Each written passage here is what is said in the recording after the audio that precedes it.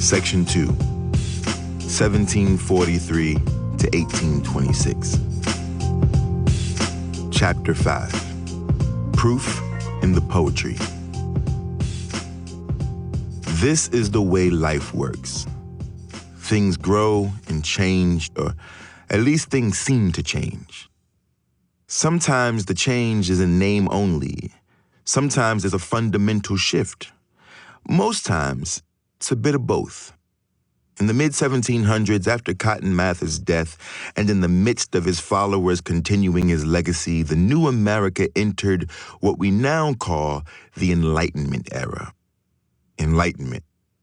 What does it mean? Well, according to our old pals Merriam and Webster, enlightenment is defined as the act or means of enlightening, the state of being enlightened. Isn't it funny how every teacher has always told you not to define a word by using the word in the definition? Hey, next time, just say, if the folks who wrote the dictionary can do it, and so can I. But to be enlightened just means to be informed, to be free from ignorance. So this new movement, the Enlightenment, was megaphoning the fact that there was a new generation, a new era that knew more. Better thinkers. And in America, the leader of this Better Thinkers movement was Mr. $100 bill himself, Benjamin Franklin. Franklin started a club called the American Philosophical Society in 1743 in Philadelphia. It was modeled after the Royal Society in England and served as basically a club for smart, white people, thinkers, philosophers, and racists.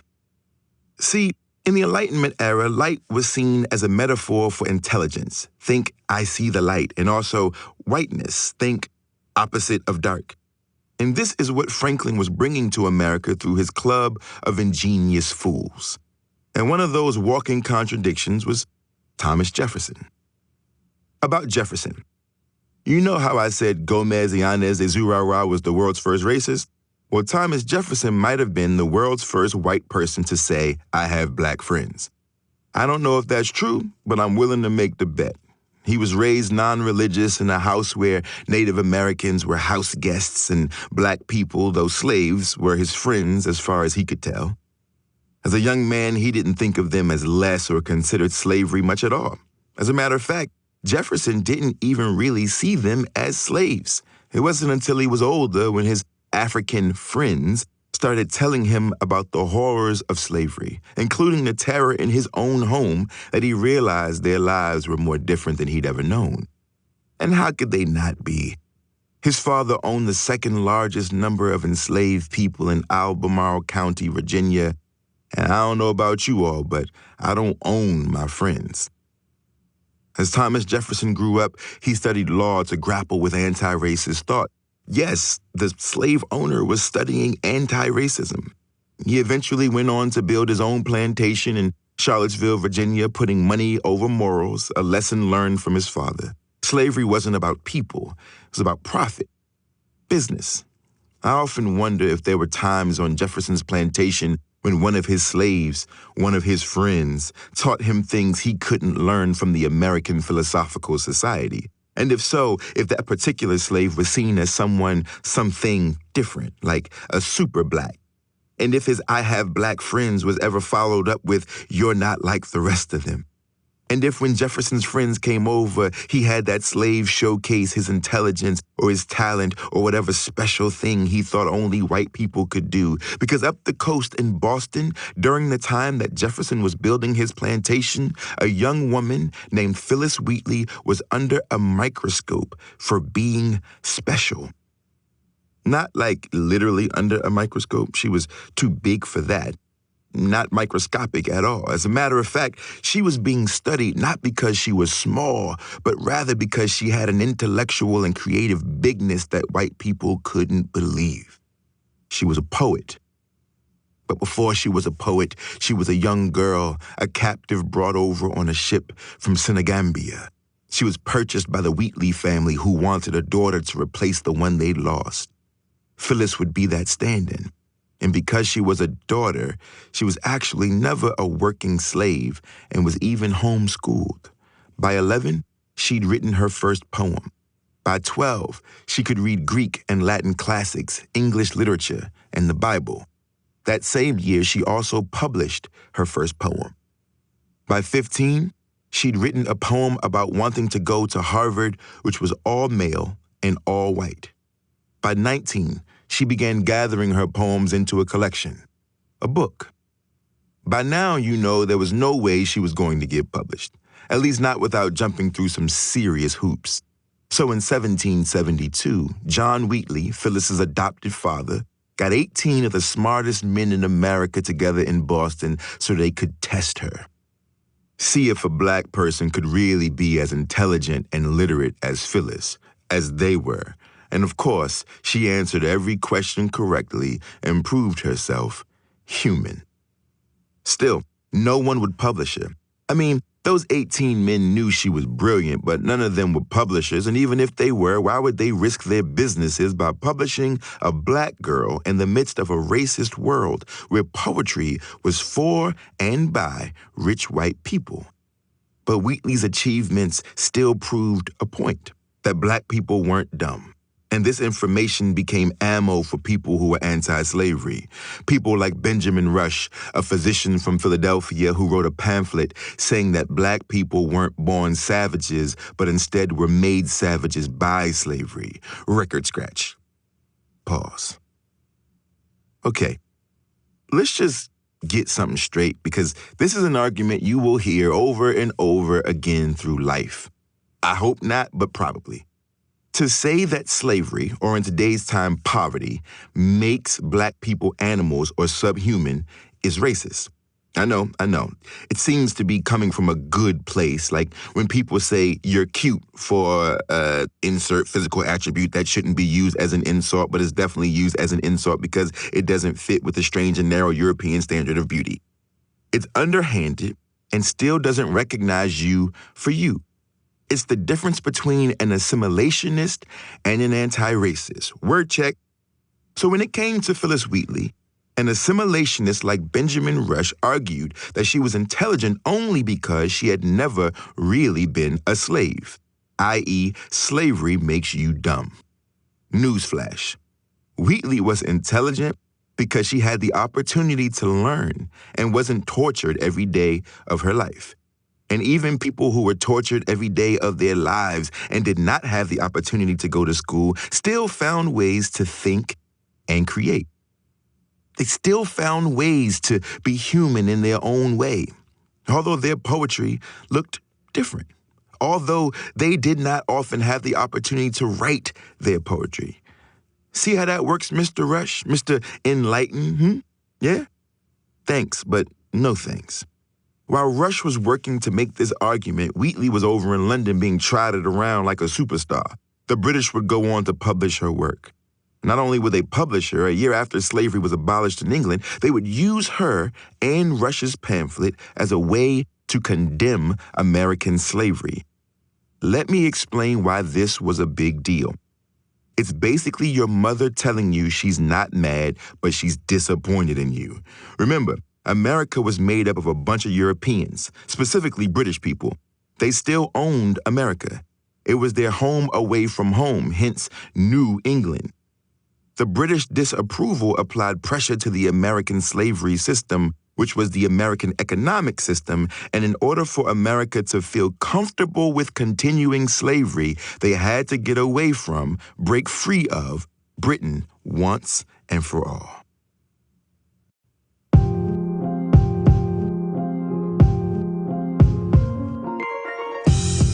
Chapter 6, Time Out.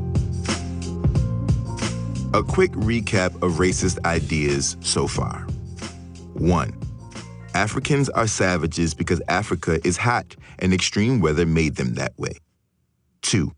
Africans are savages because they were cursed through Ham in the Bible. 3. Africans are savages because they were created as an entirely different species. 4. Africans are savages because there is a natural human hierarchy and they are at the bottom. 5. Africans are savages because dark equals dumb and evil and light equals smart and white. 6. Africans are savages because slavery made them so. 7. Africans are savages. Note, you will hear these ideas repeated over and over again throughout this book. But that's not a good enough reason for you to stop listening, so don't even try it.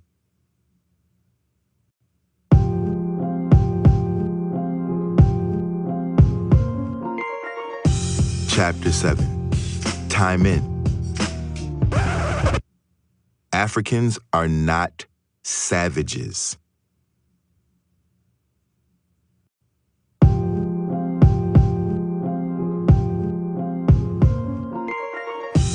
Chapter 8. Jefferson's Notes. I know you already know this, but sometimes it's important to put things in context so they really make sense. Britain had ended slavery, at least in England, but not in the British colonies. America refused to do so.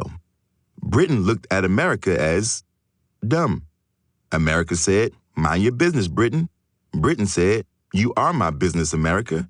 America said, "Well, we can change that." And in 1776, before anyone could spell "we want slavery," Thomas Jefferson, who at the time was a 33-year-old delegate to the Second Continental Congress, sat down to pen the Declaration of Independence. At the beginning of the Declaration, he paraphrased the Virginia Constitution, because every state has one, and wrote, "All men are created equal." Bears repeating. All men are created equal. Say it with me. All men are created equal. But were slaves seen as men? And what about women? And what did it mean that Jefferson, a man who owned nearly 200 slaves, was writing America's freedom document? Was he talking about an all-encompassing freedom or just America being free from England? While these questions hung in the air, slaves were taking matters into their own hands. They were running away from plantations all over the South by the tens of thousands. They wanted freedom, and guess who was to blame? Wait, first of all, guess who should have been blamed? Slaveholders, obviously, but Thomas Jefferson and other slaveholders blamed Britain for inspiring this kind of rebellion. He'd written into the Declaration all the ways Britain was abusing America, even stating that the British, though arguing against slavery, were actually trying to enslave white America. But remember, Jefferson agreed with slavery only as an economic system. I mean, he'd grown up with black friends, for goodness sake. So he also wrote into the Declaration the anti-racist sentiment that slavery was a cruel war against human nature. But that part, and parts like it, were edited out by the other, more established delegates. Over the next 5 years, the Americans and the British fought the Revolutionary War. And while British soldiers stormed the shores of Virginia looking for Jefferson, he was hiding out with his family, writing. Imagine that. The man who wrote the document that further fueled the war was hiding. As my mother says, don't throw a stone and hide your hand. Jefferson was definitely hiding his hand. But he'd show it shortly after because while hiding from capture, he decided to answer a series of questions in writing from a French diplomat who was basically collecting information about America because America was becoming America. And instead of just answering the questions, Jefferson decided to flex his muscle, to tell his truth. He titled his book of answers, Notes on the State of Virginia. In it, he expressed his real thoughts on black people. Uh-oh. He said they could never assimilate because they were inferior by nature. Uh-oh. Said they felt love more but pain less. Uh-oh. That they aren't reflective and operate only on instincts. Yikes. That the freedom of slaves would result in the extermination of one of the races, i.e., a race war. Uh-oh. And the answer to the problem of slaves was that they should be sent back to Africa. So much for his black friends, huh? The ones he'd known to be intelligent blacksmiths, shoemakers, bricklayers, coopers, carpenters, engineers, manufacturers, artisans, musicians, farmers, midwives, physicians, overseers, house managers, cooks, and bi- and trilingual translators, all the workers who made his Virginia plantation and many others almost entirely self-sufficient. Surprise, surprise. Oh, and the best part, he didn't intend to publish these notes widely, but a small devious printer did so without his permission. Surprise, surprise! When it came to black people, Jefferson's whole life was one big contradiction, as if he was struggling with what he knew was true and what was supposed to be true. In 1784, Jefferson moved to Paris. His wife had died, and his old Monticello home suddenly felt pretty lonely. He was exhausted from his grief and years of being hunted by the British, so he did what he always seemed to do in moments of crisis. He ran to France. As soon as he made contact with the French foreign minister, he sent word home to his own slaves to speed up tobacco production in hopes that French merchants could pay back British creditors. On one hand, Jefferson was telling his slaves to work harder, and on the other hand, he was telling abolitionists that there was nothing he wanted more than an end to slavery. And while he was busy playing the good guy, promoting, defending, and ensuring that the French knew America was becoming America and also having a good old French time, back home, there was a convention taking place in Philadelphia to talk about the new Constitution. Turns out Jefferson's declaration resulted in years of violent struggle with the British, but more important, it exposed a weak American government. So this Constitution was supposed to define it and solidify it. But before it was set in stone, there had to be a series of compromises. 1. The Great Compromise. This one created the House and the Senate, 2 senators per state, House of Representatives based on population. The bigger the population, the more representatives each state could have to fight for its interests. This causes issues specifically between southern states and northern states because they aren't sure how to count slaves, which leads us to 2. The 3/5 Compromise. The South wanted to play both sides of the fence. On one hand, they didn't want to count slaves as people, but instead wanted to count them as property because the greater the population, the more taxes you have to pay. But on the other hand, they needed more population because the greater the population, the more representation they got, and with more representation came more power. And the North was like, nope, slaves can't be human, because the North didn't have as many slaves and therefore couldn't risk letting the South have more power. So the compromise was to create a fraction. Every 5 slaves equaled 3 humans. So, just to do the math, that's like saying if there were 15 slaves in the room, on paper, they counted as only 9 people. This 3/5 of a man equation worked for both the assimilationists and the segregationists because it fit right into the argument that slaves were both human and subhuman, which they both agreed on. For the assimilationists, the 3/5 rule allowed them to argue that someday slaves might be able to achieve 5/5, wholeness, whiteness, one day. And for segregationists, it proved that slaves were mathematically wretched. Segregationists and assimilationists may have had different intentions, but both of them agreed that black people were inferior. And that agreement, that shared bond, allowed slavery and racist ideas to be permanently stamped into the founding document of America. While all this was going on, Jefferson was in France, chilling. That is, until the French Revolution broke out. At first, he didn't mind the French unrest. If anything, it made him happy to know America wasn't the only warring country. But then it spilled over into Haiti, and that was a problem. A big problem. In August 1791, close to 500,000 enslaved Africans in Haiti rose up against French rule. It was a revolt like nothing anyone had ever seen. A revolt that the Africans in Haiti won. And because of that victory, Haiti would become the Eastern Hemisphere's symbol of freedom, not America. And what made that frightening to every American slaveholder, including Thomas Jefferson, was that they knew the Haitian Revolution would inspire their slaves to also fight back.